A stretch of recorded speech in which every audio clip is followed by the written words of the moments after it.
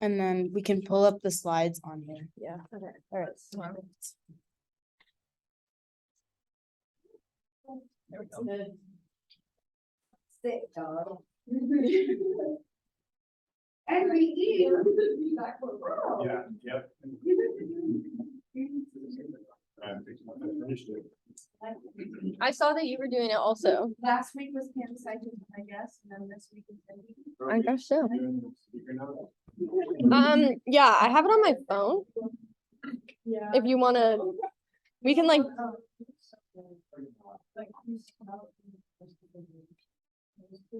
Yeah, that's not good. Why is it like? The funny part is though, that they never asked me to look at how it's like. Oh, yeah. Like, it's like, oh, you're against it. Yeah.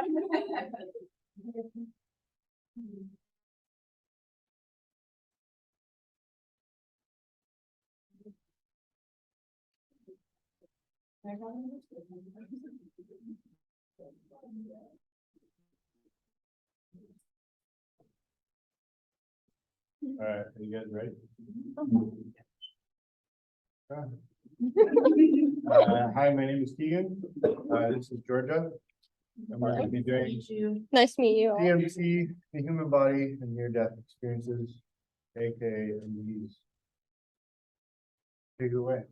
All right, so we are going to be covering what DMT is, DMT in the human body, and then we're going to go over near-death experiences, and then compare DMT to near-death experiences, and then end with a conclusion and some discussion questions. So, okay, what is DMT? DMT is a psychedelic drug that occurs naturally in plants, animals, and including humans. It has similar effects to LSD and magic mushrooms, but it is much, much stronger. Some people consider it to be the most powerful psychedelic. It is short for dimethyltryptamine, and the way that it works in the brain is it binds to the serotonin receptors.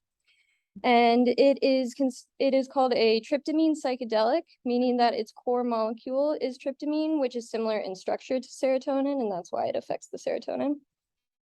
Some other tryptamine psychedelics include psilocybin, psilocin, and 5-MeO-DMT, which is a DMT that comes from the Sonoran desert toad.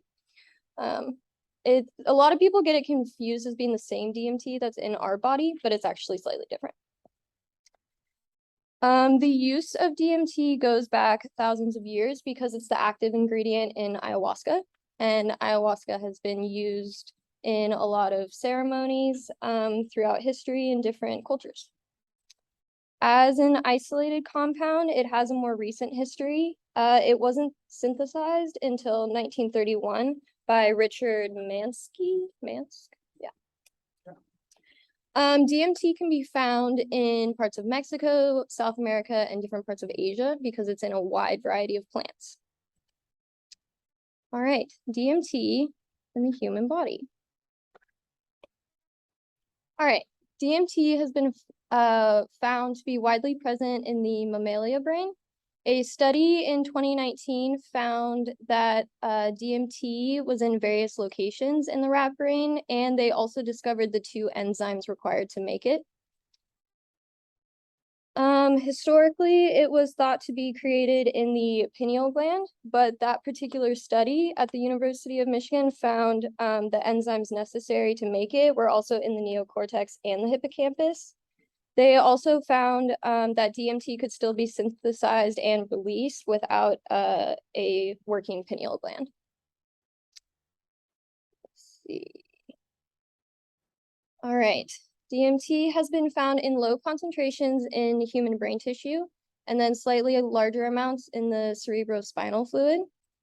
The study at the University of Michigan found that DMT was released into the brains of rats during cardiac arrest by almost 10 times. So there's been a lot of speculation around DMT and like near-death experiences and dreams, psychosis, creativity, imagination, and spiritual phenomena. The problem is that DMT is in such small concentrations in the human brain. So another theory is that DMT is just metabolic waste generated as a byproduct during the synthesis of neurotransmitters. So basically, we don't know why it's there, and it is a mystery.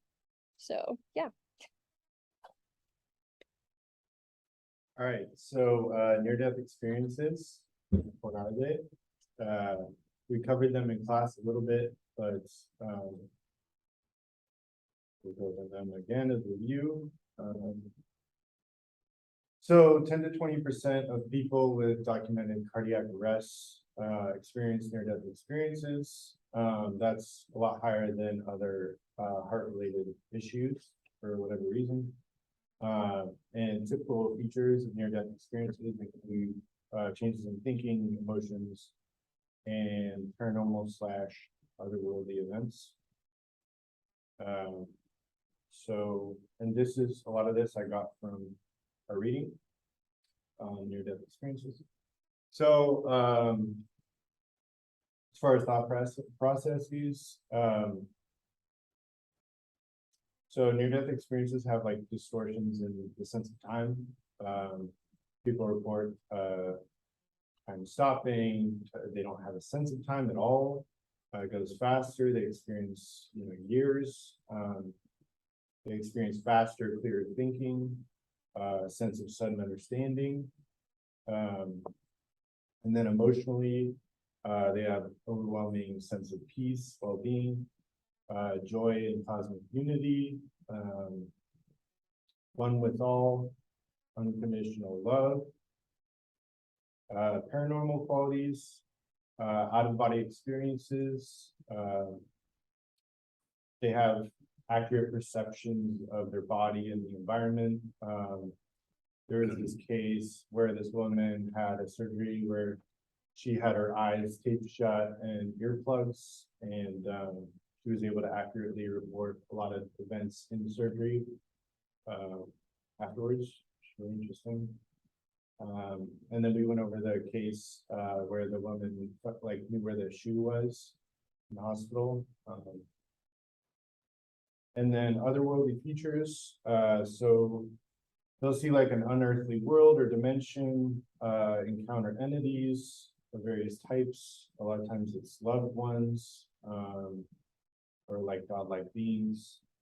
And then long-term, they usually have increases in spirituality, passion, concern for others, altruistic behavior, sense of connection, decreases in fear of death, materialism, and competitiveness.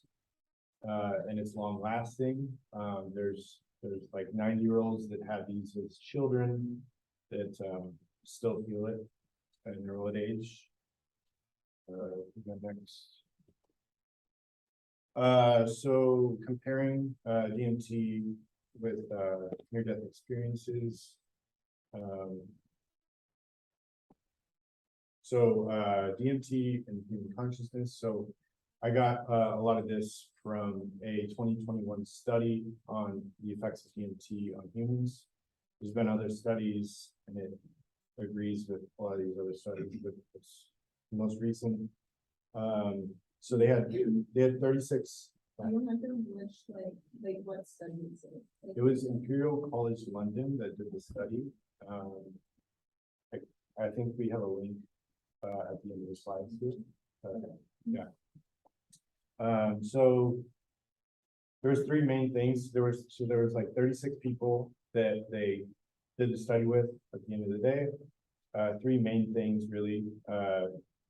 Being or entity encounters personal insight, meaning, and other spaces of consciousness and reality. 100% of users experience the different spaces of consciousness or reality. Being or entity encounters, 94% of participants encountered these beings, and most of which were described as benevolent or all-knowing. Interestingly, they encountered only six of them encountered humans, and only 2 of those humans were known to the person, and the 2 that were known were both deceased. which is the same as near-death experiences. It's interesting. And they also got personal insight and meaning, but it wasn't as consistent as near-death experiences. It depended on the experience level of the user and kind of just randomness, but they did get personal insight, messages of love, messages of like roles of teaching, and some other categories pretty much spread out. Yeah, I think this is one size. it was 36 people. They started with more, but that was the final And then thing. also of the 6 people who encountered human beings, were they all? This is like what percentage of them? 4 of them, they didn't recognize the humans. The other 2 they recognized, and both of those were already deceased, which is consistent with near-death experiences. Yeah. Okay. Next slide. Okay. Okay, so some connections. So both of them have out-of-body experiences, deep positive memory, deceased relatives and loved ones. The DMT is not always that, but it did show up. Godlike light beings, time distortion, tunnel-like structures, a sense of dying. Yeah. Okay, next slide. All right, so like most of this class, the conclusion is that we just don't know anything. I mean, we know that DMT is in the human body and it does have a lot of similarities to near-death experiences, but we don't know the function or why it's there. So, yeah. This was just some very cool art that we found by this artist, Pablo Amaringo, who is a shaman in the Amazon, and he lives in the Amazon rainforest, and he gets a lot of his inspiration from taking ayahuasca. So we just thought it was very cool. All right, so some discussion questions. We have really high confidence right now, but our knowledge is pretty low. So our goal is to get to the top of the vial. I'm in chemistry. Okay, so Yeah, Keegan, what do you mean by confidence? I think someone asked that. I don't know, our confidence is a society. Like what the experience. Like we think we have all the technology and we live longer and all this stuff, but I don't know. It was just I saw this. I wanted to make it work or something. Is it like DMT specific? No, it's just kind of random. Didn't mean your point. Yeah. Okay. So consciousness. What does DMT tell us about consciousness? Because this class is about consciousness. Experiments. What could be tested or explored to expand our knowledge on this topic? And DMT is an explanation. I was trying to think of it from like evolutionary, like is it beneficial? Is it around because of that? So can DMT fully or partially explain near-death experiences from that perspective? Any comments? Yeah. I do think it's interesting that like the rats, they were able to tell that like when they were experiencing cardiac issues, then they said that they measured DMT Yeah. in their brain, so it makes logical sense that if our brain were to be psyched out into thinking that you're about to die, that it could release this new substance, meaning that it must have some sort of evolutionary benefit, or it wouldn't have spanned multiple species, I don't think. Maybe. I mean, the other theory is that it's just a byproduct, and so it could just possibly be that. Just like, yeah. But yeah, I mean, yeah. So I was into it like ayahuasca, and apparently like if you have not like it's accept like it kills your like ego, I think is what it's called. So at least that like concept makes me think that it could be similar to like, what a near-death experience would be like, because in that case you're like, or secondly you would think you're like Yeah, basically, Mhm. I feel like on ayahuasca, you probably might do the same thing with like your sense of self and connection with yourself and everything. So, Yeah, that's actually a really good point. The ego death is very similar in both of Yeah. them, I'd say. That'd be like good to study that more actually. Just like ego death, like in general, why it happens. Yeah. I think it'd be cool to see what other people's experiences outside of this, trying to address. Mm. Like other groups, people who experience experiences. Yeah. I mean, you experience that. Yeah. Climbers. That's a big category. Oh, yeah, that's, Yeah. yeah. Mhm.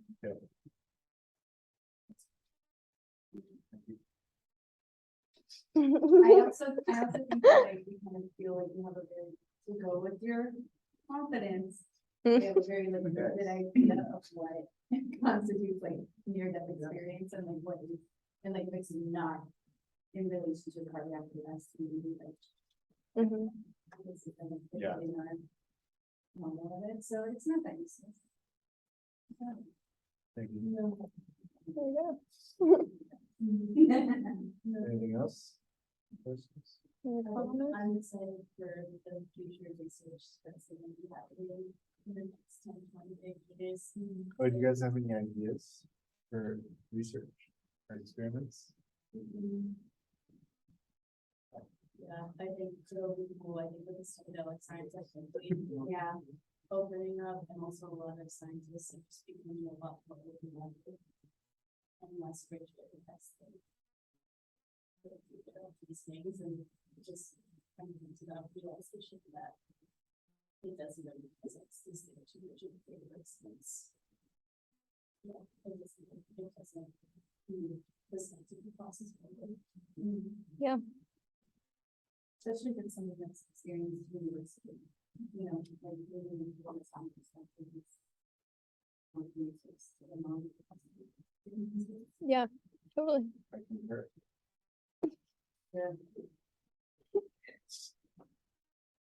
All right.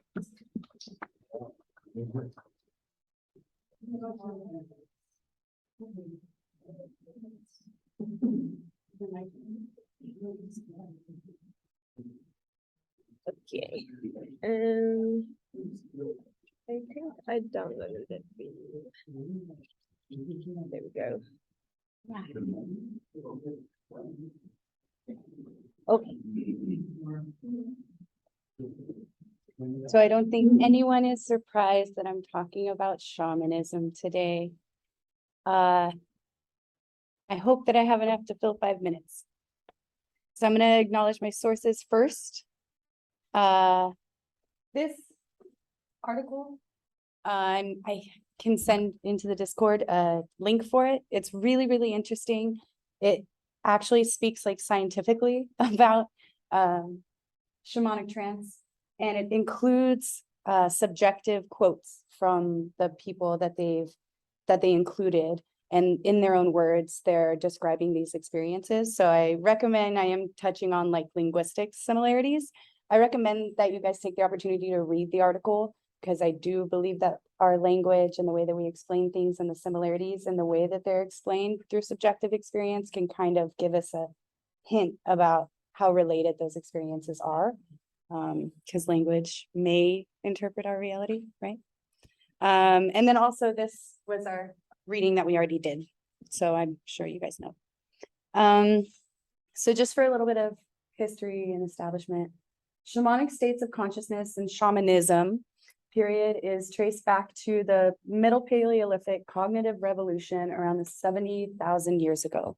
It is often considered the start of how we became social individuals. It obviously, this is very ancient stuff, so there's no real proof that we can say that it did. However, there is an explosion that happened sociologically after this time period that it just makes sense anthropologically to assume, which cannot always be smart, but that's what we're doing.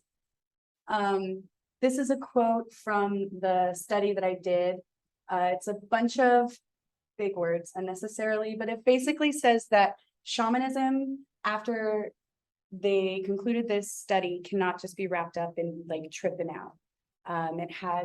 It began as a constructive way for societies to grow and to interact and to heal themselves personally, as well as a community. You know, you would go to your shaman the same way that some of my friends' parents go to priests when they have issues going on in the family. When you get ill, before there were doctors, you would go to your shaman. So it had a functional purpose. It was not just fun taking shrooms and tripping out. Near-death, yes, absolutely. What, indicators are there that show that shamanism has been around since 70,000 BC? Thank you for asking. Well, shamanism is the practice of healing and guiding within a society before organized religion came, is kind of like an easy way to explain it. So any type of faith-based or spiritual-based remnants, like cave paintings, like there are generationally told historical legends that kind of tie into that. Also, there is shared, I kind of get into it a little bit later, but there is shared knowledge, like healing knowledge amongst supposedly uncontacted tribes that instead of having a written language, they pass down these legends and this shared knowledge, and it's done through a culturally significant perspective. And we kind of go based on that, but I don't have the evidence here. I can provide it if you need. It's basically historical anthropology. That was a bad answer. Yeah. So near-death experience, although they've been reported for centuries, they've only become objects of significant studies recently. We have reports of them from almost every culture going back centuries, and that's from our reading. So I posit that they could be used from a Western perspective, kind of constructively, to try and access the same knowledge and the same healing and the same kind of metaphysical benefits that non-Western societies gain from shamanic healing and shamanic consulting, I guess is the word that I'm using.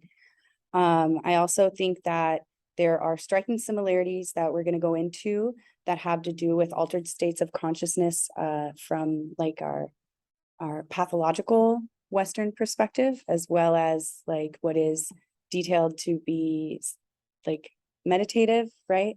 Meditative trances. They're very closely related to the soul flight, and we'll get into that. Soul flight is specific to shamanism, but near-death experience, the way that it is described, is kind of the same thing. And that ties into the language. Integration, linguistic significance. This was interesting to me. This is kind of what I found that sparked my interest in kind of comparing the two experiences. With near-death experience, a lot of the subjective explanation had to do with being integrated within the society or integrated parts of our universe. And that's also the way that shamanism is described, is that the way that these trances are achieved is through an integrative mode of consciousness, where you're integrating more than simply your frontal lobe. The reason why they're able to slow down their breathing and bring down their body temperature or bring down their pulse rate or whatever it is and reach that shamanic trance or that ecstatic trance has a lot to do with the neurological integration of the parts of the brain. And I will show you some images that they try to explain in the study. I did my best to understand it. The cognitive part of it, I'm not going to lie, is a little difficult for me. But I did find it linguistically interesting that the subjective experience was described as integrative and integrating them as part of the universe. And then also shamanism is an integrative cognitive experience and used to integrate ancient societies as one to help with what we would consider pathologies. They would consult a shaman, if that makes sense. Another interesting thing that the two experiences share is exact recollection. With shamanism, one of the purposes of seeking out a shaman for assistance is because they're able to, with a purpose, enter these states and come back with an answer for you. They have exact memory of what occurs during the soul flight. That's actually one of the main integrative or fundamental parts of soul flight, is having the exact memory. Otherwise, why would you go see this guy if he's just coming, like he goes into a trance and comes back and tells you stuff that he made up? It's supposed to be functional. And the fact that a lot of the healing practices that have been passed down for centuries from ancient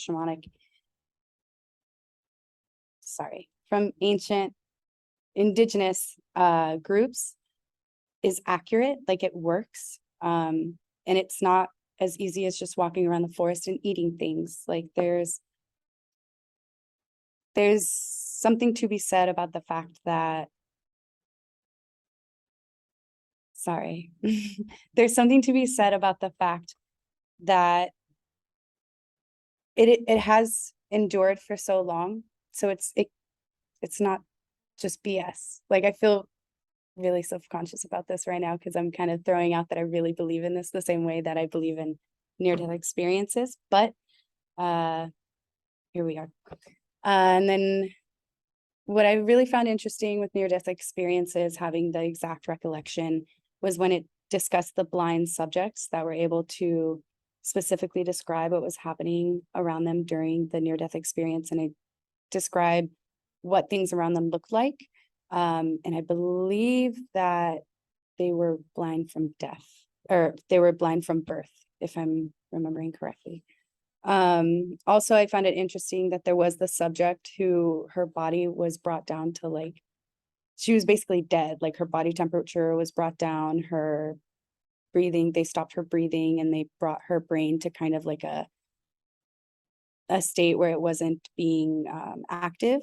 And she was still able to experience a near-death experience and come back and report exactly what happened. That's very similar to the principles of shamanic flight, is that the purpose of it is to go and experience this non-conscious or non-physically conscious journey and then come back and report exactly what happened. And that's similar to the experience of near-death experience, so much so that it's like metaphysical, I think. The spectrum of self, this is from the article. I'm not going to read all of this to you, but I do think it's interesting that it specifically states that near-death experiences lie in the middle. So this is us at our normal self. This is hyperarousal. So this is what we would consider pathological. And so we're positing that these kinds of trances have nothing to do with pathology. It's just an expansion of your normal self. So this is where you start meditation and where you start getting focused attention, right? And then this is as you experience more and you get further within your soul flight, and you get further within that journey past normal consciousness.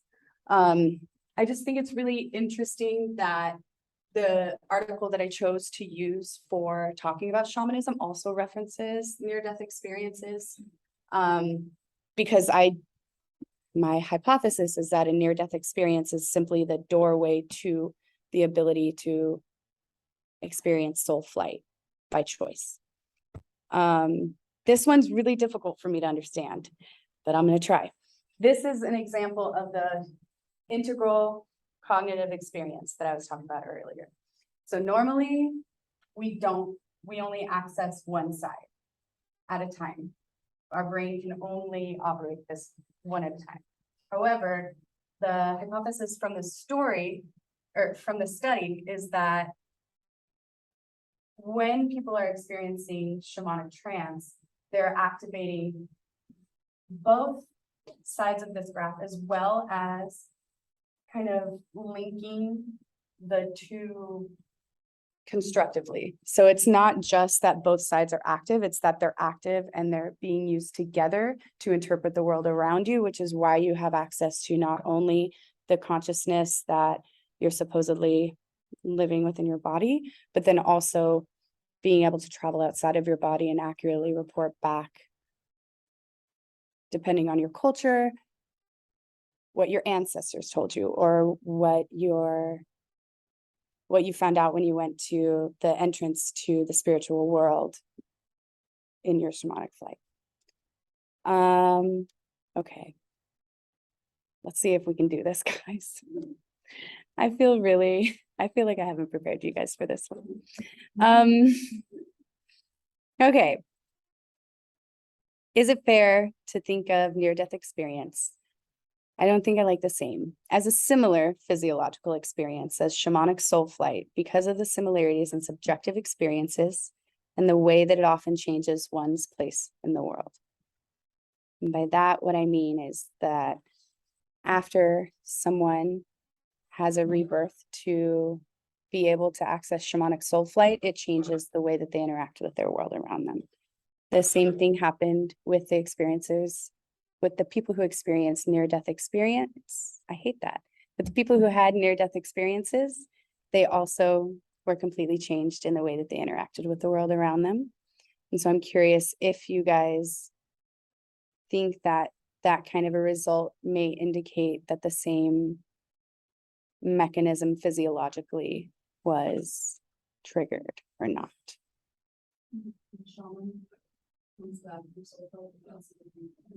No, there's like two ways that people, I should have said this earlier.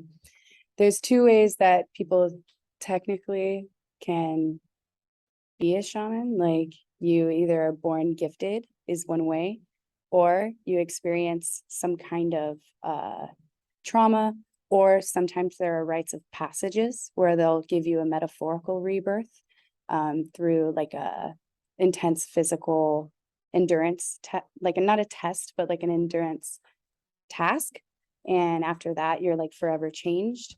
And it isn't easy to enter into a shamanic trance, like to get into a meditative trance. It is physically taxing.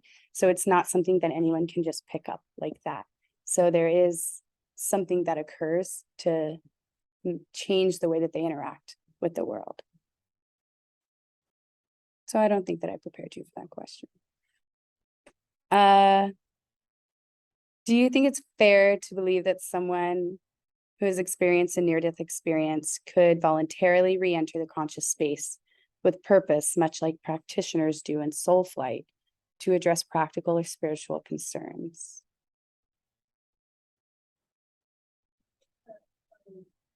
Because taking the death experience, like thinking a lot of the changes that happen is like but it just makes me think that like the unity along with soul flight and maybe the alternate links, because it's like I'm not sure how many of you guys know about testing shamanic soul flight physiology. I feel like there's near-death experiences are like under the same umbrella, but I think they can be what you I guess the reason why I ask that is because I think that near-death experience is a Western interpretation of the shamanic rebirth. Like obviously, yeah, like so for example, one of the ways that a shaman will be identified within a society or someone with shamanic tendencies, it'll be someone who we would consider like on the spectrum. They'll be pathologically othered within our society, whereas they're more embraced and identified as having a gift. That's one way. The other way is a lot of people will have what indigenous cultures don't call near-death experiences, but they almost die, or there's like a trauma within their family, or there's trauma within like they experience some kind of a trauma within their life. And like I was talking about the rites of passage, for example, there's a tribe in Africa that they, once they're the individual that they're putting through this rite of passage is ready, they take them and there's like this big ass leaf plant that they wrap them in, they like cocoon them in it, and they hang them upside down from a tree. And they have to stay there for like hours. And it's totally just an endurance thing. You know, it's not necessarily a test because they've identified that this person needs to go through this rite of passage. But once you're done with it, you're considered reborn. And that's the metaphor, is that they're opening you from this wound. And afterward, in their culture, you would be designated as the healer. And that's one aspect of the physical rebirth that it is a metaphor for. So yeah, that's that. If Western medicine embraced shamanic paths of knowledge, would we find that near-death experiences have been the accidental spilling over of our biological shamanistic tendencies into empirically bound realities? You guys look like you don't know anything I'm saying right now. I know, I'm sorry. I'm sorry.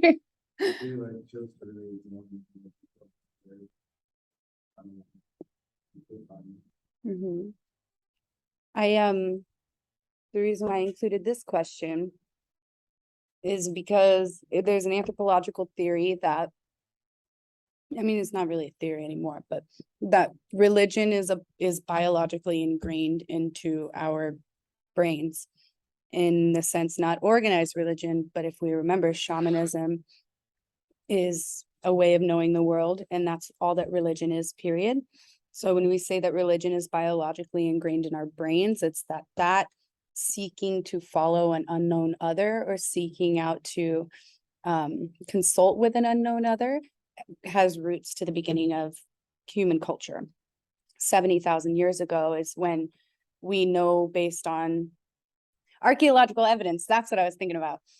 We know based on archaeological evidence that we've been seeking guidance from unknown others for at least that long.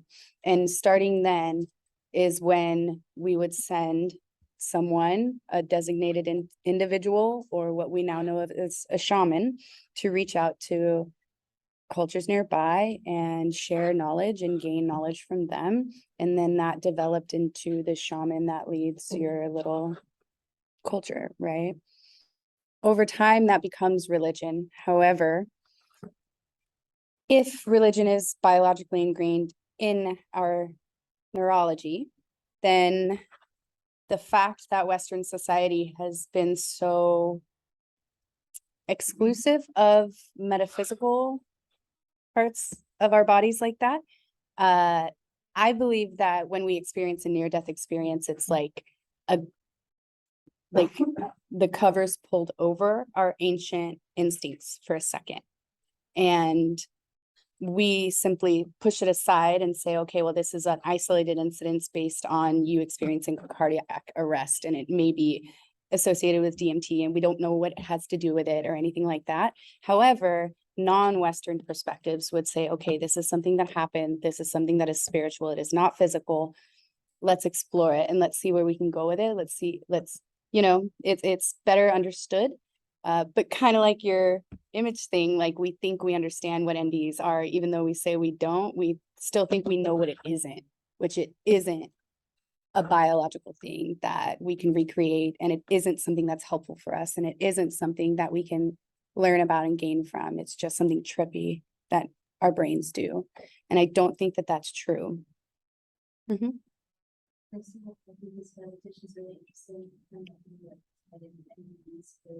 Thank God. I felt like I was floundering. I do. Thank you. Thank you. Okay. I'm dying up here. Something to consider, because there's a lot of similarities about. I really recommend that y'all read that paper that I'm linking. Like, I could not fit any more of this that I wanted, but like the subjective quotes that they had are really incredible because the word integration, like, please think about that slide when you're looking at it, because the word integration shows up so much. And like, even describing synonyms of integration, like it's the same thing. It's the same damn thing. That's all I'm saying. And I do think that if we were to maybe look at it from a different perspective, as maybe it's a door opening to something that we can use for anything, even to explore human consciousness, not necessarily for guidance for healing and things like that, if we feel like we've got that. It's at least a step toward understanding other modes of consciousness, I think. So that's me. Thank you for being so kind. Let me get the fuck out of here. Anyone else want to?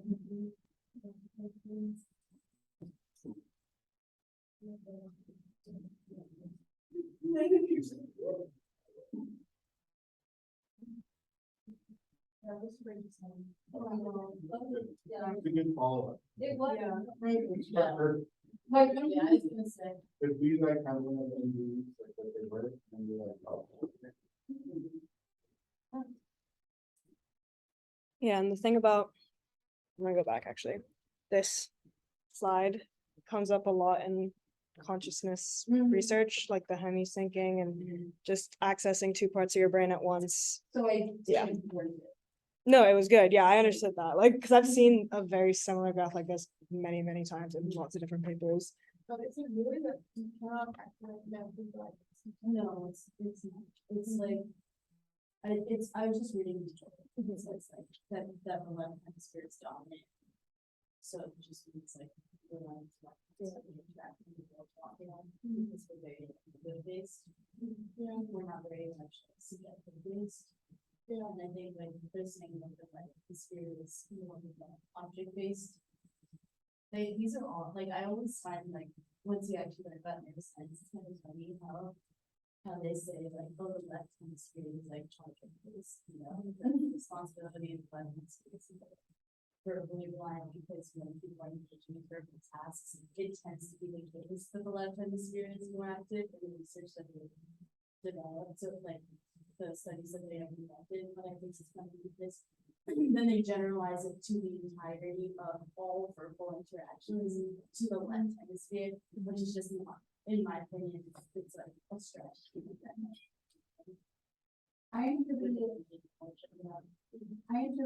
as using them individually in the same way that like, you can't kill the two thoughts at the same time.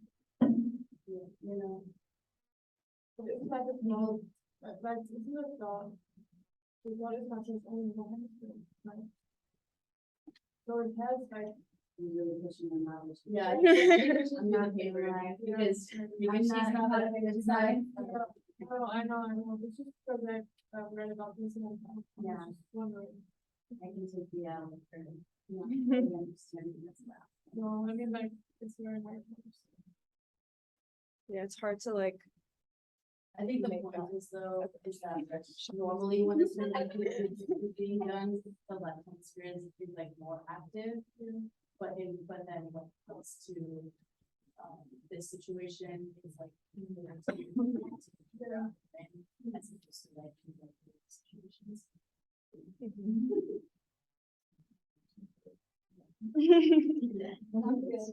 Who would like to go next? We have Oh, thanks. Yeah. either this one. Okay, you guys want to go? All right. So yeah, this will be a bit of a subject change, but we decided to cover the Turing tests and extrapolations of the Turing tests. So first, the Turing thesis, don't get bogged down in the logics or the mathematics of it. It makes sense. These are all the steps of it. So it's basically like it's basically an algorithm. That's the Turing thesis. Is there an algorithm that can be applied universally to solve any issue? And these are the 4 steps of Turing's thesis, I guess. So basically it's set out in terms of a finite number of exact instructions and it can produce a result in a certain number of steps. And then you don't need anything to carry it out except, maybe a piece of paper and a pencil if you need to write out the steps or write out calculations.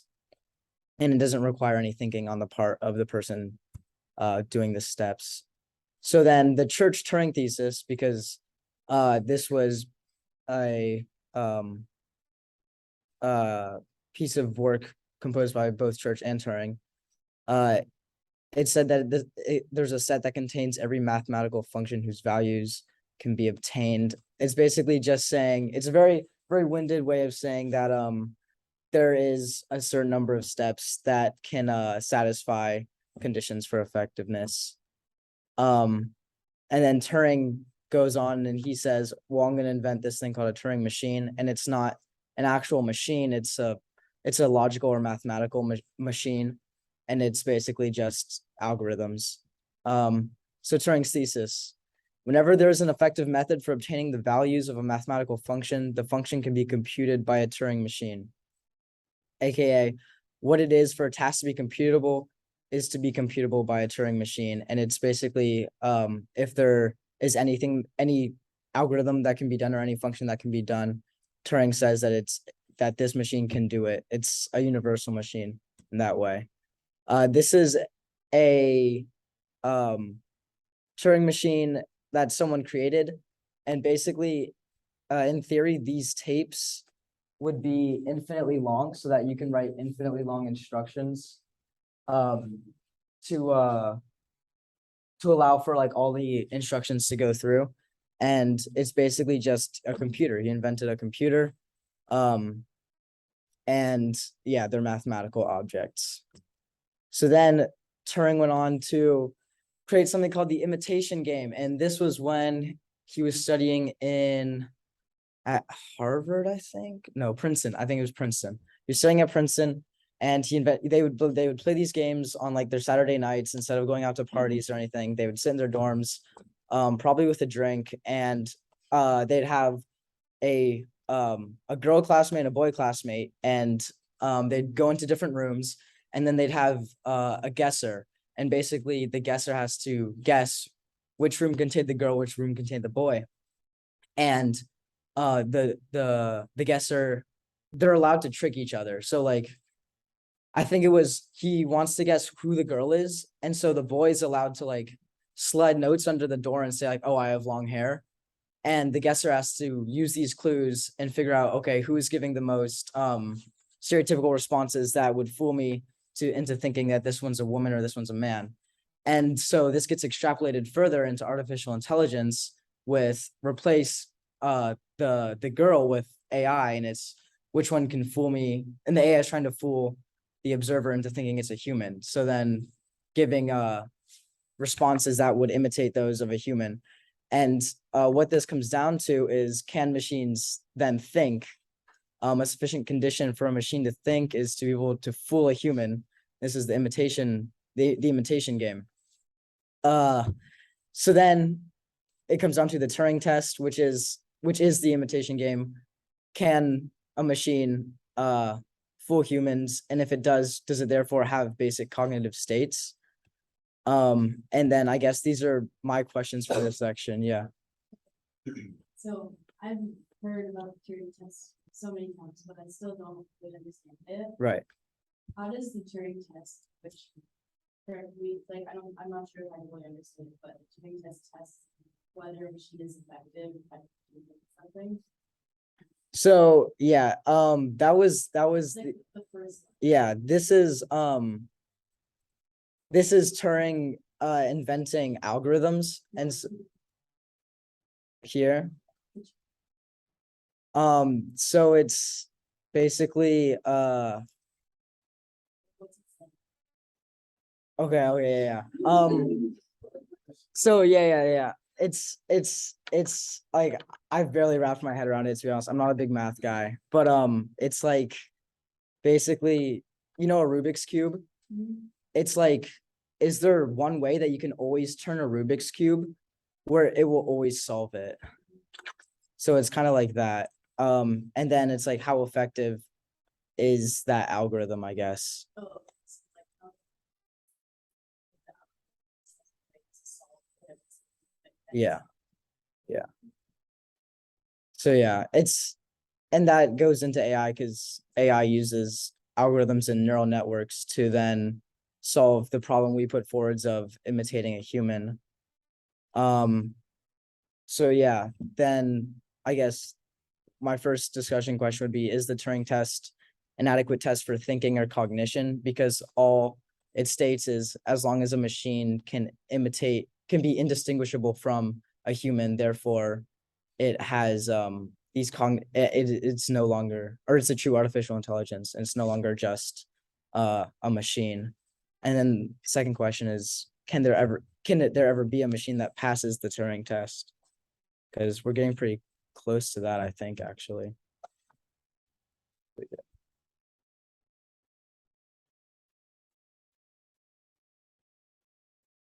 The Turing test is just, can a machine imitate a human? And they have a competition every year where people submit artificial intelligence programs. I think What type of challenge? they just ask it questions and then it gives responses. And they have to guess if it's like a human or a machine. And there hasn't been a machine that's beaten it yet. You can still, you heard of the GPT-3, like, Yeah, Trance? GPT-3, yeah. That's like, it's like you can, you can type in any text you want and it will give like a proper response. Like you could say like code X for me and it will like. something like Yeah. that. Or like if you want to like write an essay or like ask a question like the Turing test, like what is the Turing test, an adequate test, or like give like. Mhm. I think we're pretty close, honestly. I don't agree with the Turing test. I think like the incredible thing about the mindset is many ways to solve the problem. And so if a computer can in some way convince people that can pass the Turing test and convince us that they're one in reality than machine, I don't think that that's to pass the qualifications of a computer being machines. Right. So yeah, that's an argument. And I agree with you. It's like you have an AI that plays chess and it could be like the best AI ever at playing chess. But is it conscious, or does it have cognitive states while it's playing this game? Does it even know that it's playing a game? Does it like know what chess is? All it knows is just this algorithm is favorable, this algorithm's not favorable, things like that. AI is a purely like logical. Mhm. It has no like other like, there's no like, it's like emotional. And if it does, then you have to allow for emotions. Like it would just be able to detect what text, so this is just kind of a pattern itself.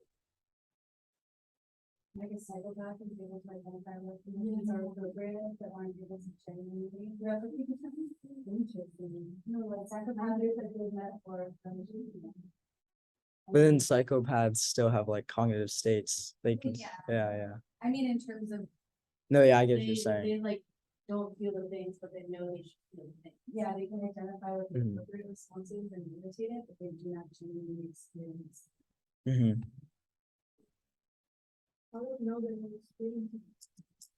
From studying. No, that, no, I mean, from their own. Because of the way that they're like trained, you know, like the way that they just kind of give up. But if there's one point that you can influence, like, a lot of the skills going on that, like, at this point, you know. Like, maybe it's on that. Also, if you subscribe to like a computational theory of mind, you could say that just child rearing is just giving the human brain data sets and Right. it's just learning from that. That's intense. Like, Yeah. Like it, like the same way that like, last week, cause she was talking about like, importing our brain Mhm. into the machine. Oh, that's. Yeah.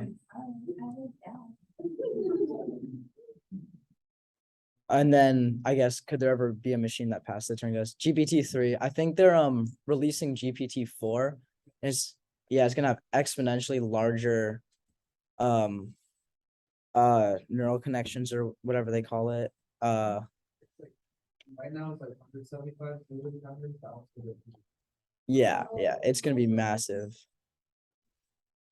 Yeah, and there are also like, we briefly discussed this in my Nature of Mind class, and for a homework assignment, we had a chat bot online. It was called Kooky, I think, and the assignment was, is there any semblance of intelligence within that chat bot? And it's like, it wasn't a very impressive chat bot, but it's like the fact that it can still like understand grammatical structures and then respond to it in like a kind of like new way. Does that show any intelligence? Or like, does your Siri have any intelligence?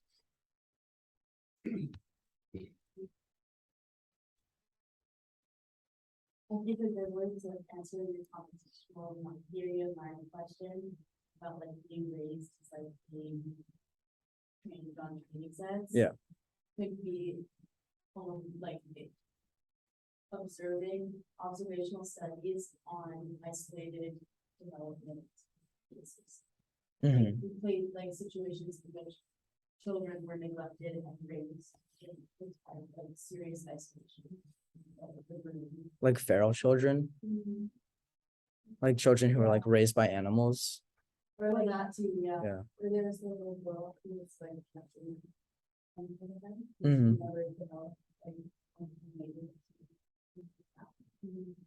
Yeah, I think like all of those. It's like non-societal. Would that be in support of the computational theory of mind or against it? Neither. Yeah, because you start with a blank slate. And unethical study.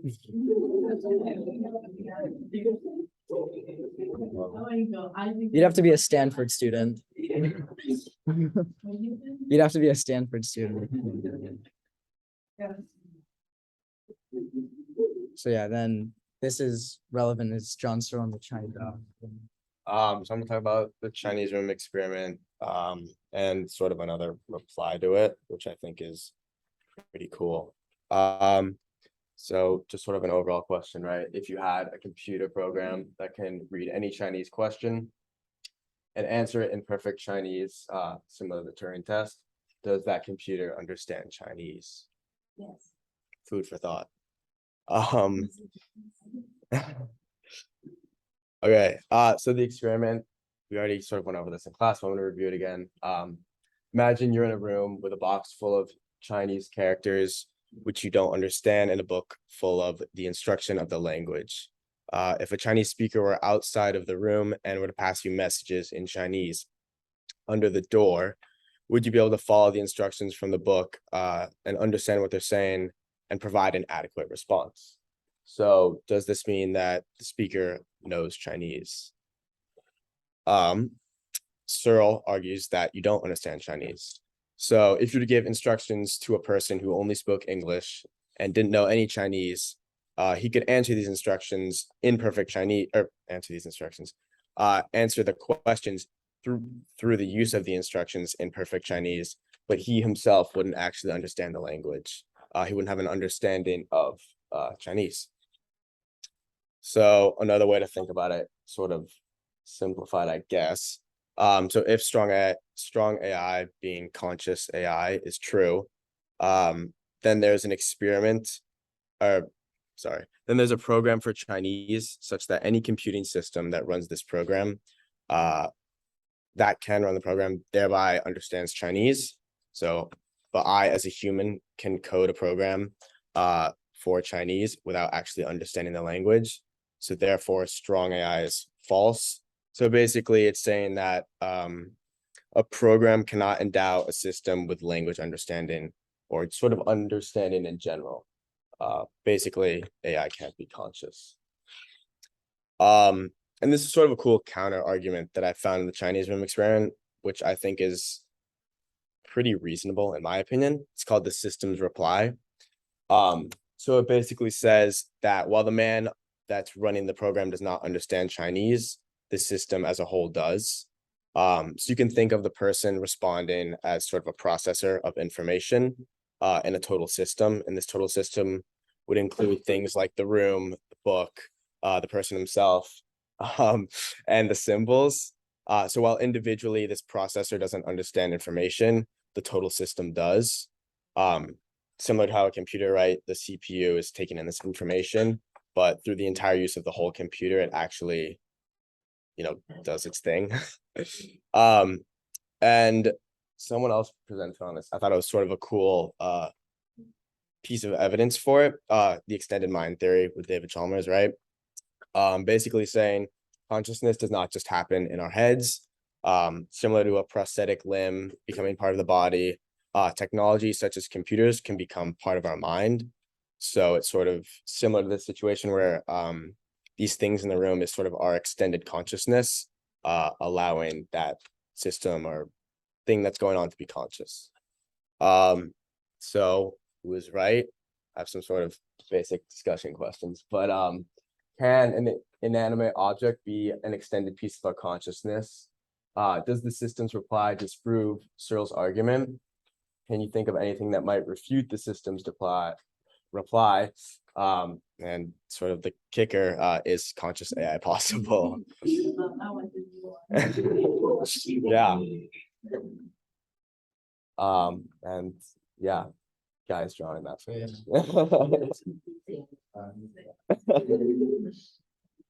So, thoughts? Like,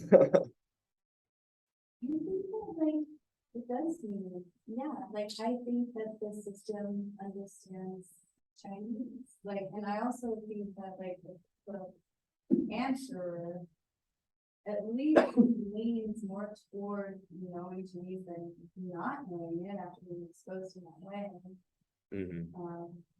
I would say he knows a non-zero amount of Chinese. It doesn't even have to be Chinese. He could just put in like some symbol, like this, like Chinese. Oh, Chinese is just a placeholder. It could like be this, and then the book could tell you, or the database could tell you, okay, respond with like this. And then like, I guess that's saying it just recognizes symbols. But also recognize Chinese. Yeah, I guess, but I guess if for the system to know it, does that mean that this total system has cognition? Because if it's just you that has cognition, you don't really know Chinese. This is what I believe that the cognition is only with the individual. Because there's an unknown other that is calling the shots, right? And so that unknown other is imparting at least some kind of knowledge through access to the symbols to allow communication in that language, in that whatever it is. So it's still a non-zero.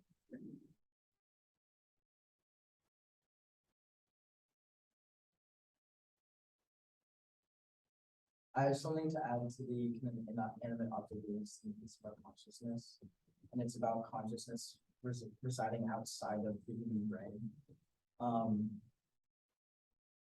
It's like with your phone, for example, how much you use your phone or your notes in class. When you write something down in your notes or in your phone, that's putting kind of your conscious thoughts on the paper, and you still know these things if you can sort your notes. So is that like kind of an extension of your mind into the external world?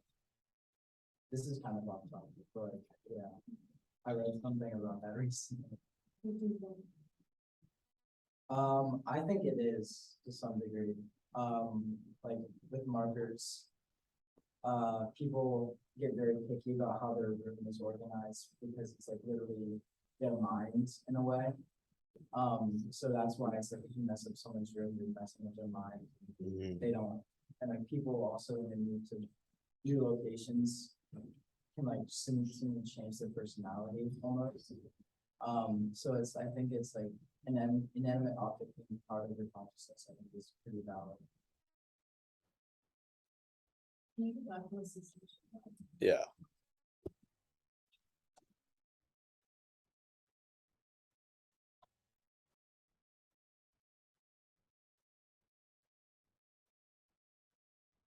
I just feel like it doesn't really discourage like yourself's position, because like that one place is going to doesn't sit like explain how the system in the original experiment would be conscious. Like, because the system is like the person inside the box Mhm. replying to the symbols that are put into out of it. And so you would say that like that system, according to the system's reply, is conscious, right? Yeah, But like, I can't really understand like how it's conscious. Understands. how like the system would be conscious based off of the system's reply. Hmm. Like, just going back to the original conversation. I think how I understood it, which could obviously be wrong, but I think of it sort of as the extended mind theory, right? Where these are pieces of that processor's consciousness. So while by themselves that person wouldn't understand the language, these things sort of working together, while the person themselves may not understand it, that system does. Exactly, yeah. Do you think you can want to map it? Do I feel like if they didn't have the instruction book, right, like they wouldn't know what they're doing, and like without the person themselves, like Does just, Without the person that Yeah. Sorry, what was you? well, I always thought it was like, maybe just the database understands Chinese, but it can't, the database itself can, like, it needs a processor to Mhm. read the database and like put out the relevant. Yeah.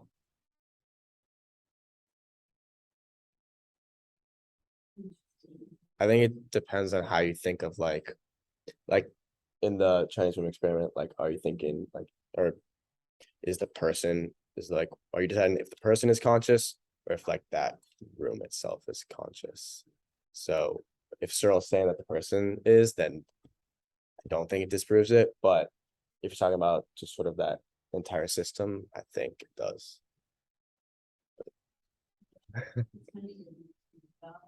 The system's conscious. Yeah. It's like a box with a person in it. But Like I this think is, the analogy is. Yeah, I usually have to use an idea of the whole system. It relates to kind of idea of if you're like connected by so more now, I'll definitely take it out.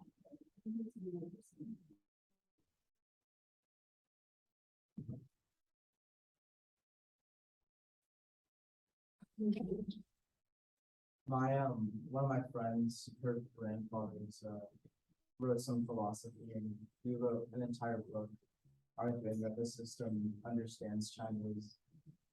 She's gonna give it to me for Christmas. Yeah, so I think I'll think of that. Are you guys all on this? Yeah. Because I want to keep that. Yeah. Oh, yeah, and she got a copy for our philosophy teacher as well, because he argues that the system does not understand Chinese.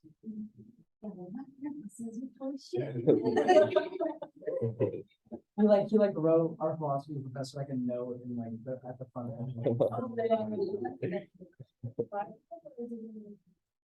I'm not sure. You can probably buy it, but let's see. I'll know once I can. But yeah, I guess then, like, if this is like your phone has a database and a processor, and you put in the inputs and it gives you outputs, so then would you argue that your phone is like understands language to some extent? We're going back to the chess analogy, does like the chess AI, it gets inputs and it puts out outputs based on a database. But does it understand chess or does it just think out the best information? Also, like, a big thing about this, like, you don't understand Chinese, it just recognize patterns, but for them to produce something pattern. Like, If you go off this, then I don't think it can produce new patterns because each yeah. input has. Then how I see it, it's just like a tool, I don't think that it's concept. And it's a case of it's just like, you have the skill set and you can do this before. But I think that if you apply it to like. Like novels. Yeah. Yeah. Or like. Cause this is just to get your head around the basic concept. Like, think about something. Like, Keegan, it's just generate Keegan yourself.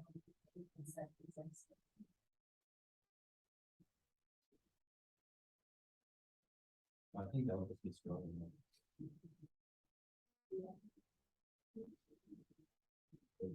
But then how would you divide it stronger than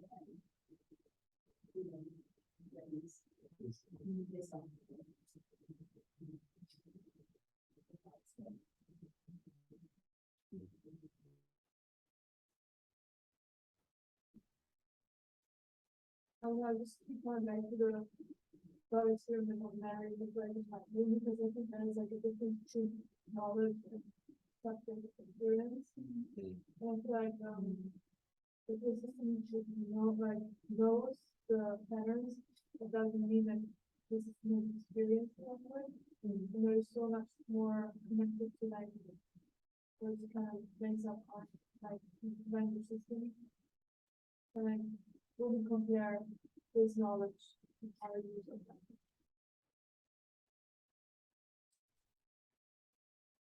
Although in the experiment,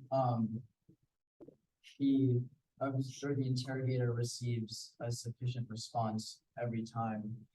So I guess the interrogator thinks that, the database and the system as a whole understands enough about the language that they like, because they receive an adequate response each time. So I guess like they understand the nuances of the language. Yeah, I get that, but then also if you would ask Mary if I can have room something like this, if you correct it all. But does it mean that she completely understands reading because she has never experienced it? I don't know. So do you ever think that AI has a subjective reality that it experiences?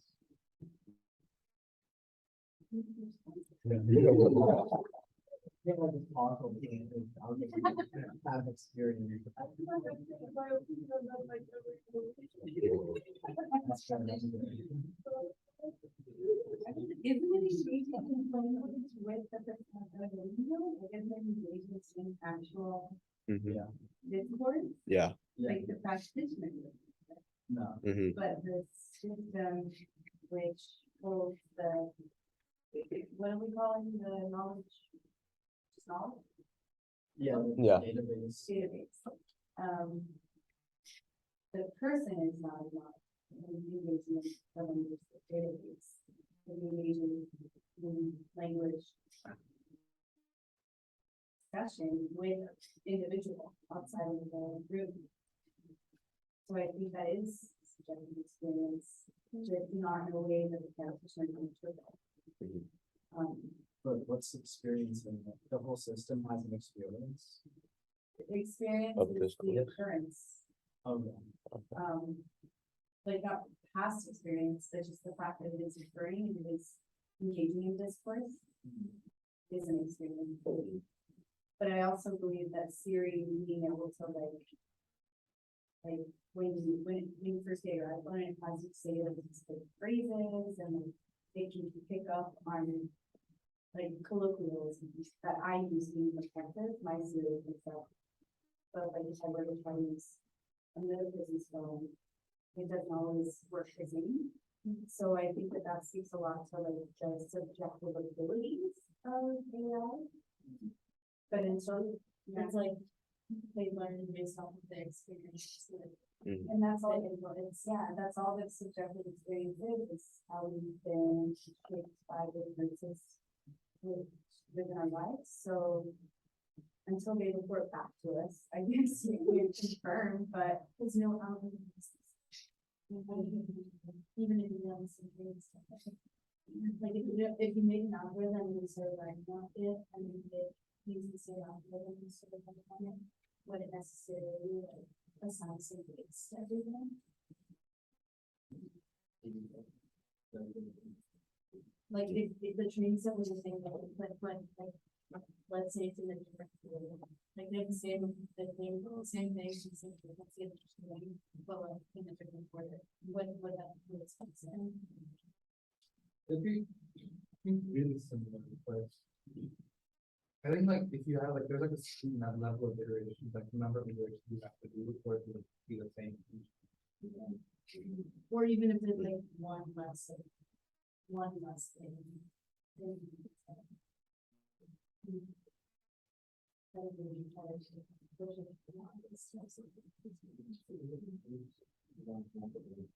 Because our data is, if we're not exposed to this data, a huge person. Even to people raised with using families and the same conditions. I can speak on that as well. My twin brother, we're like same family, same household, so. I apologize, guys.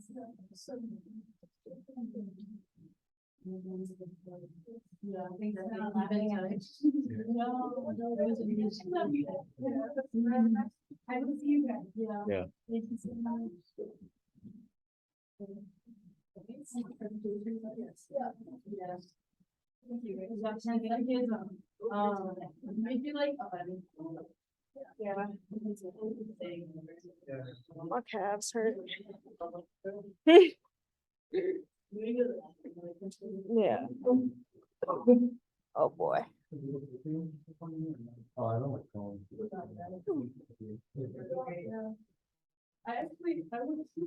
was doing this out last week and I wanted to read on it, but that was yeah.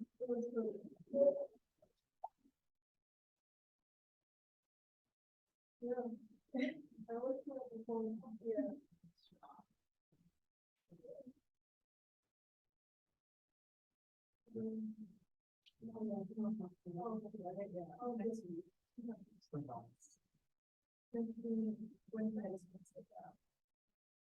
This is now the bell.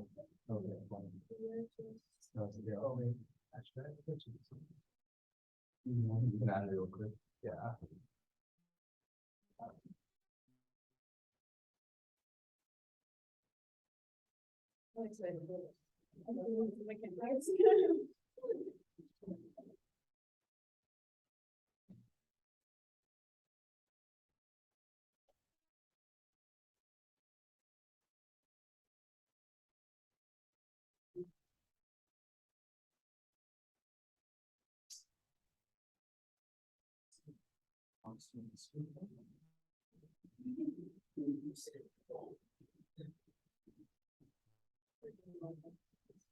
That's me too.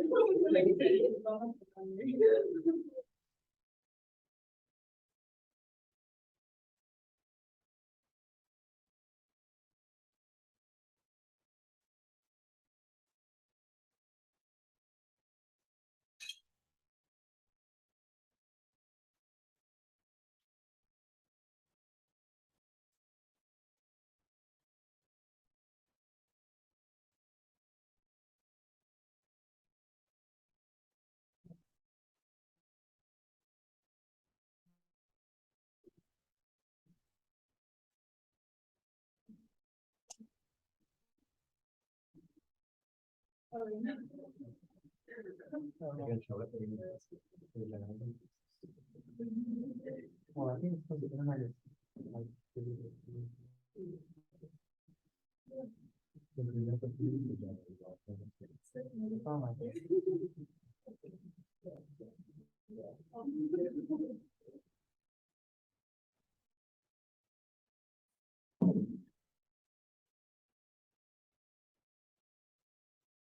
A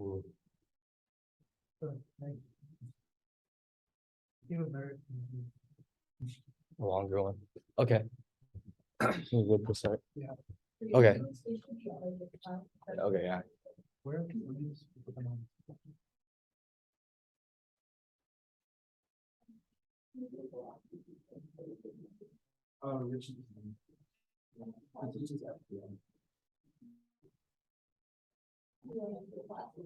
Yeah, it was really fun. He's gonna stand for next semester.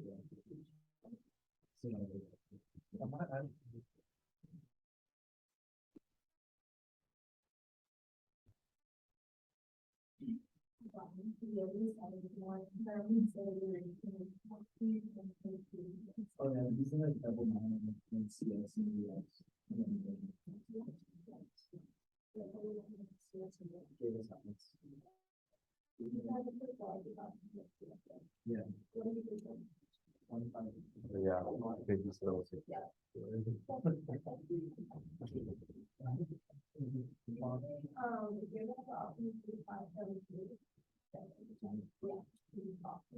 I know there's one philosophy, it's another one I think that there's kind of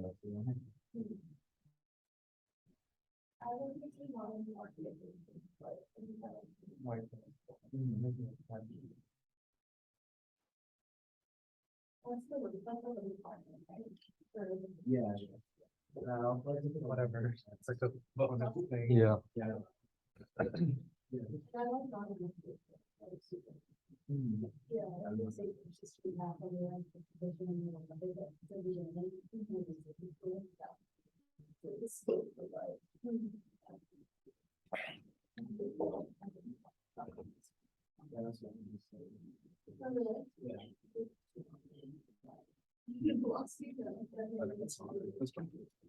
think we're waiting on. Oh, we're good. We're good. Okay, so I'm Eric. This is Akhil, and so in this class we've talked a lot about panpsychism, but we wanted to extend that conversation and look at it through the perspective of quantum mechanics. And if we're going to talk about quantum mechanics, I think we have to talk about one of its biggest implications. And I think the recipient of the Physics Nobel Prize 2022 was towards a lot of papers in quantum mechanics that disprove local realism. And basically, so I think Einstein was he had an EPR paper talking about local realism, and John Stuart Bell, he took a approach towards local realism where he created a lot of inequalities which theoretically disprove local realism. And today we're going to look at, I think it's John Campbell. He took a approach called the CHSH inequality. It's a adaptation of the Bell inequality. And I've written it over here, and it's based off this thought experiment where basically you have this device that shoots out entangled qubits to outwards, and you have two recipients, Alice and Bob. And when they receive these qubits, they're going to measure them. And here's the X, Y values. So a qubit is a fundamental quantum unit of information. You can only have the values of 1 and -1. And an example of that would be an electron with only an upwards or downwards spin. So when we track that, when they receive these entangled qubits, they'll be measuring the X and Y positioning. But because they're entangled, if A of X is measured to be 1 and B of X will be -1. And with these measurements, we can create this inequality. This is the CHSH inequality, and we're gonna take AX, the measurement of Alice X value, BX plus A, blah blah blah blah blah. And this thing is important because we can factor it out and we can create this, which is AX plus AY times BX plus AX minus AY times BY. And this is important because if we follow local realism, this should be bound by the value.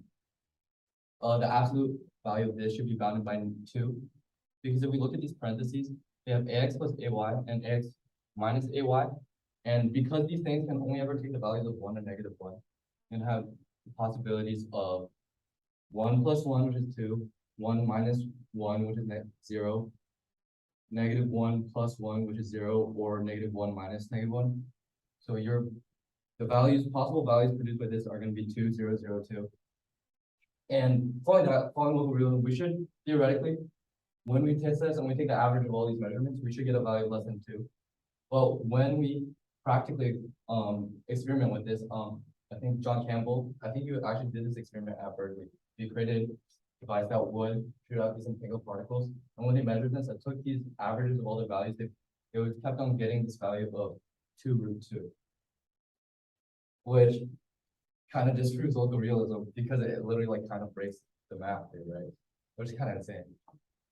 Just going back to what a qubit is, because I get the where the volume is from. Yeah. like, What does it mean when it takes negative one, like a certain So it'd be like an upward spin, downward spin. We just represent that like 1 and -1.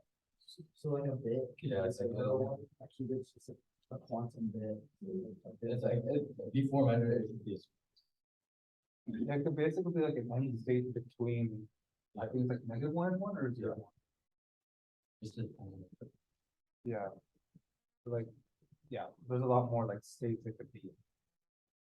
I guess I didn't talk about this, but local realism, before we talk about this, we're gonna like local realism itself is like, it talks about, so there's locality, which is basically things like aligned to like the laws of physics. You not have something that is affected by something else faster than the speed of light. So you can only be affected by the thing in your immediate surroundings. And they cannot affect you, or you cannot affect them as well, faster than the speed of light. And then realism is that these unmeasured things have definite values before they're measured, which supports like the invariable theory, but like math like this. So this kind of shows that realism is kind of broken, and that when these things are unobserved, they do not have definite values. That they're like actually in this. So each could be the idea that they could be like having those things at the same time, not just being. Yeah, it's like the potentiality for experience or for like us being assigned a value. It doesn't mean it completely is zero. As a value stream, so that's possible. Oh, like the sum of Yeah. these values in this parentheses. They could be zero. But it can't itself be zero, like AX. Yeah, not in this. Yeah. But okay, so I have a question then, like, do you guys see any way this could like relate to panpsychism? It's the importance of disproving local realism. So basically, these, like this qubit, it basically proves it is in a superposition. It does not have a predetermined value before you measure it. Oh, So it's like before Alice receives it, there's literally no way to know what that value is. Like, because it's literally does not exist yet. And then, yeah. And then, so do you guys have any ideas how this could relate to panpsychism? Yeah, Kai. is it? I guess like.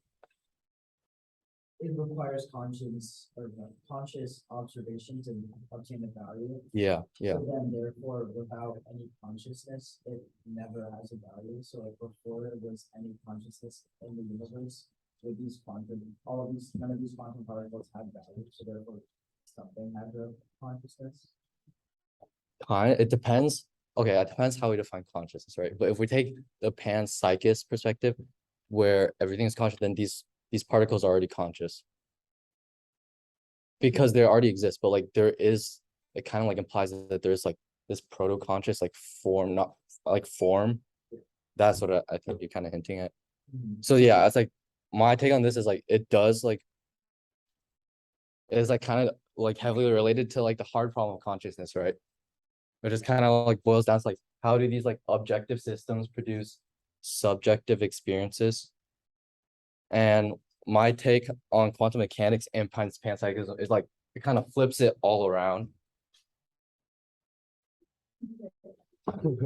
Where it's like when we have this math that disproves realism, this objective reality only like appears when you have like multiple subjective perspectives observing. It's like the overlap between subjective perspectives is where objective reality actually appears. So it's like subjective is the building block, and then the objective reality is the product. So like everything is kind of already subjective. Yeah. So like rather than, I think it's like the collapse of the wave function. That Yeah. allows us to observe the quantum state. Would it be rather than consciousness having an effect on the collapse of the wave function, it's actually the collapse of the wave function that creates consciousness. Are you gonna talk about that? Are you gonna talk about that? Yeah, the double splits. Yeah, okay, we're gonna talk about that in a bit. We're gonna talk about that in a bit. Okay, but yeah, that's my part. So like any questions about this?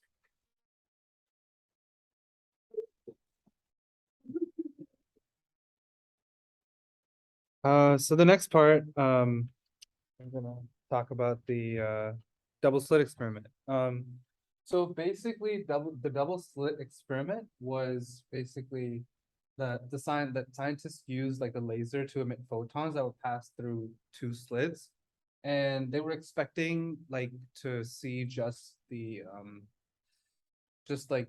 just one representation of that, like where that particle would go, but instead they saw the interference pattern. Basically the significance of it is that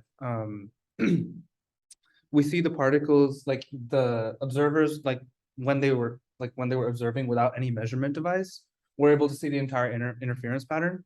But when there was a device looking at it, they were only able to see one position at a time. So basically it's like kind of goes back to Bell's inequality about how like there's like multiple observed, like I think you were talking about like multiple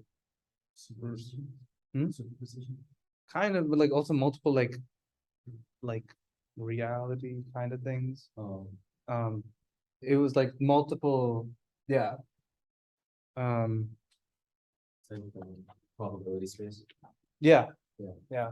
Like multiple different outcomes. So basically like the interference pattern is more so just like a bunch of basically all the probabilities of like that, the position of that particle, but the measurement device would only be able to see one position of the particle each time. And that's when you move it to the metal sheet, right? Yeah, that's when you move it through the metal sheet.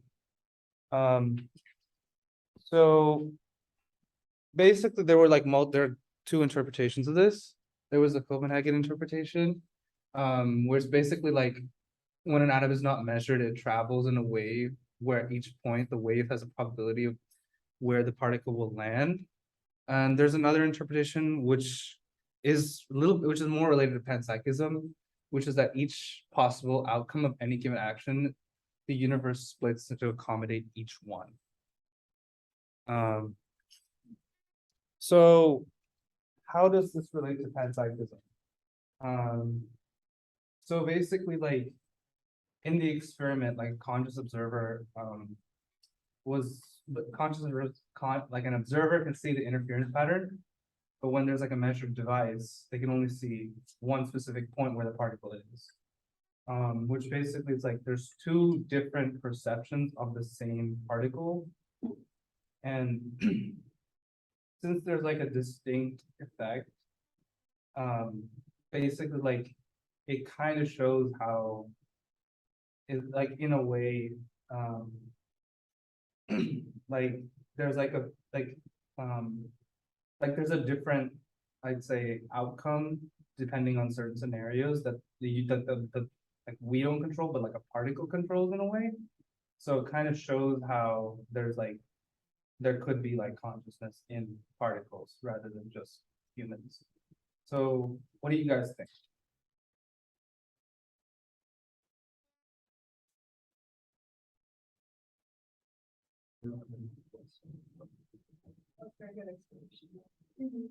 What would be the difference between the consciousness in a particle versus like the consciousness in humans?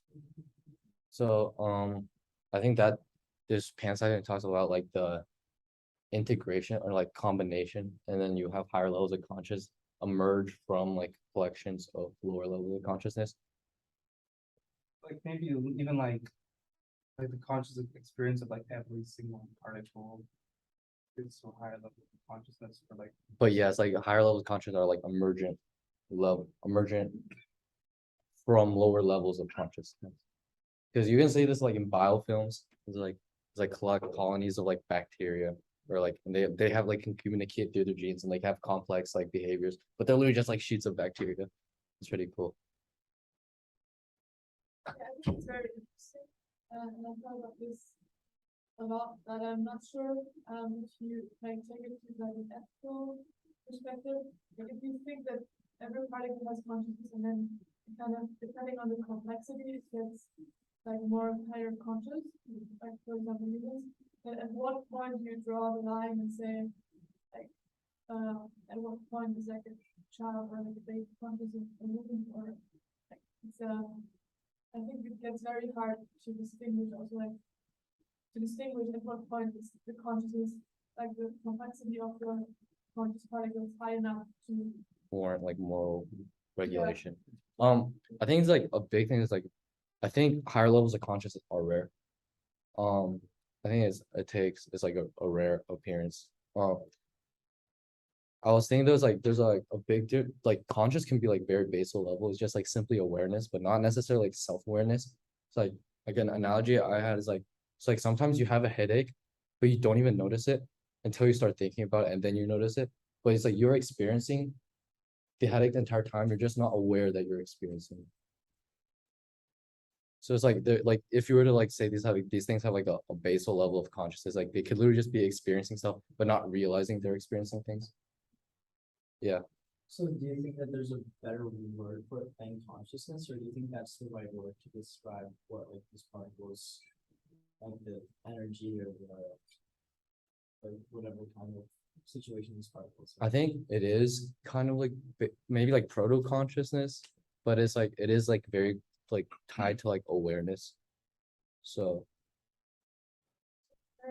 observable reality. It's when we're saying that like because of wave particle duality, once you observe it, you're observing as a particle. Yeah. So like what I'm seeing right now is all these particles, right? yeah. If I'm not observing it, they are like being like a wave, or like they are existing in like undetermined states. So that's like, I guess, like how do you just what is like exactly is an observation? And it's like macro interactions. It doesn't have to be like a or it's like in panpsychism everything's conscious, right? But it doesn't have to be like a higher level consciousness observing something. Like in the dual slit experiment, it's like the observation on the sheet that picks up the interference pattern is like considered an observation when like the electron would hit that sheet and like leave a mark. That's the two things interacting and then two things like observing each other. It's like a macro interaction. So that, but if we think of panpsychism, that's kind of conscious, right? It's like the awareness. It's like It's like it doesn't necessarily like conscious doesn't necessarily need to be subjective. Yeah. Just needs to be- like awareness. Yeah, I think awareness. that's like on the first day it's gonna be talked about. Yeah. I have so many thoughts of just trying to get it. I think I had two more questions. Well, I mean, how do you guys think the double slit experiment applies to consciousness? And then do you think the double slit experiment and the Bell's inequality prove panpsychism or another theory? Consciousness.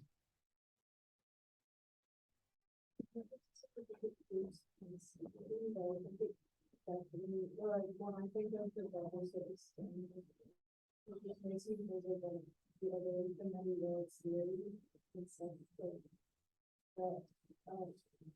It's just so hard to like put it into words that what all this means and like what it could mean, but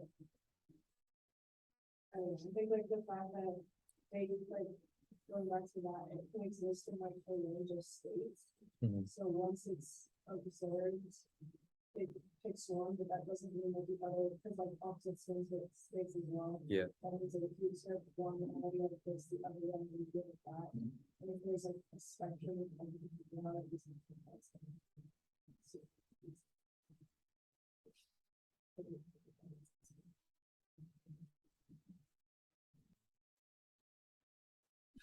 Yeah. yeah, I think it really helps. Are there other ways to reconcile Bell's inequality, or is it just like still up in the air? It either has to violate locality or realism, but like nothing so far we have ever seen that violates locality, I think. And then, but things have violated realism, like. Yeah, that measures quantum entanglement because they're entangled qubits. Yeah.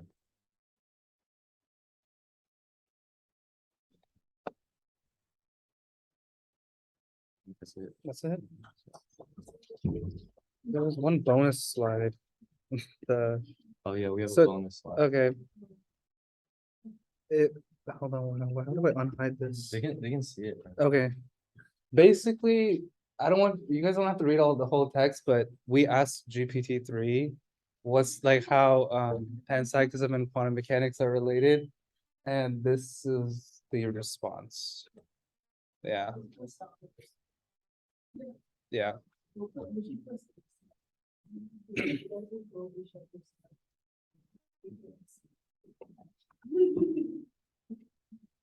Cool. I think that's it, yeah.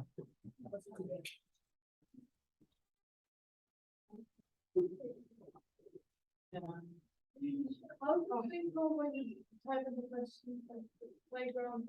Yeah, I get something.